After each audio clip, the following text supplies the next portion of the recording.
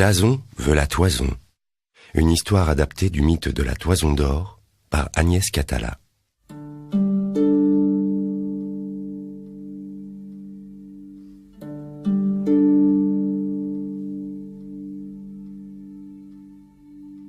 Il était une fois, dans un pays appelé Colchide, une forêt sombre et horrible.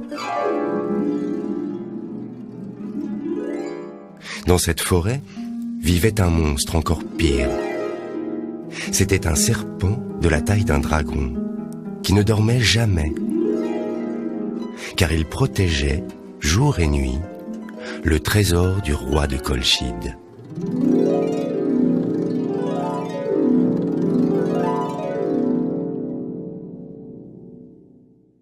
Ce trésor, que le roi avait si peur de se faire voler, n'était pas un coffre rempli d'or. Non, il s'agissait de la laine d'un mouton. Mais pas n'importe quel mouton. Un bélier avec des ailes, à la fourrure couleur feu, que le dieu Zeus, en personne, avait créé. Pour parler de cette fourrure, on disait alors la Toison d'or. La Toison d'or méritait son nom. Depuis l'arbre sur lequel elle était clouée, elle illuminait toute la forêt. Et cela durait depuis des années. Dans la forêt de Colchide, le serpent restait en éveil, contrairement au roi qui dormait sur ses deux oreilles. La toison brillait et personne n'osait s'en approcher.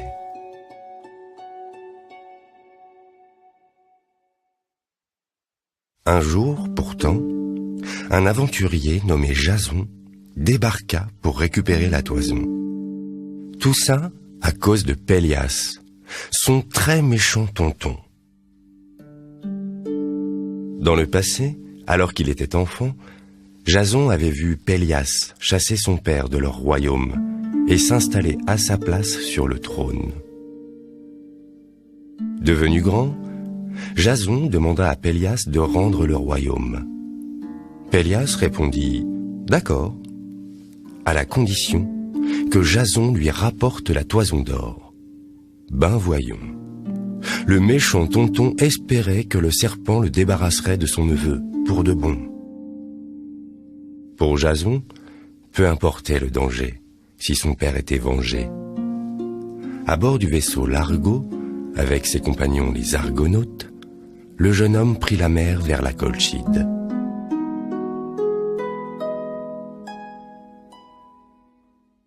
Sitôt arrivé, Jason courut demander au roi la permission d'emporter la Toison d'or.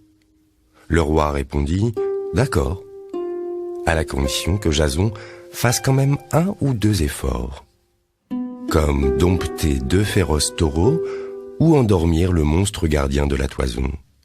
Ben voyons, le roi de Colchide espérait que son visiteur renoncerait devant les difficultés. Mais c'était sans compter sur sa fille, Médée la magicienne, qui tomba amoureuse de Jason et l'aida à relever les défis inventés par son papa.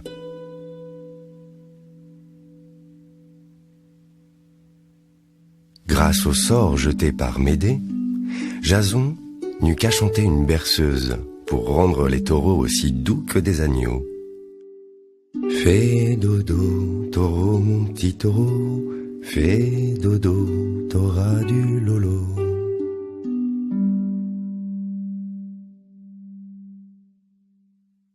Puis, il s'empara du trésor, tandis que le serpent, endormi par les formules magiques de Médée, ronflait tranquillement. Do, do, serpent dormira bien vite.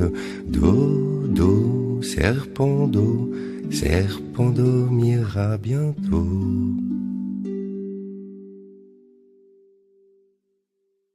Jason, accompagné de Médée, qui ne voulait décidément plus le quitter, reprit la mer sur son vaisseau.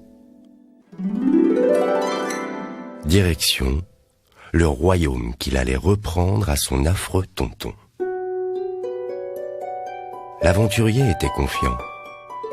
De la même façon qu'il avait pris les taureaux par les cornes, il saurait reconquérir le trône. Pélias devait se préparer à trembler, car celui qui a décroché la toison d'or est toujours le plus fort.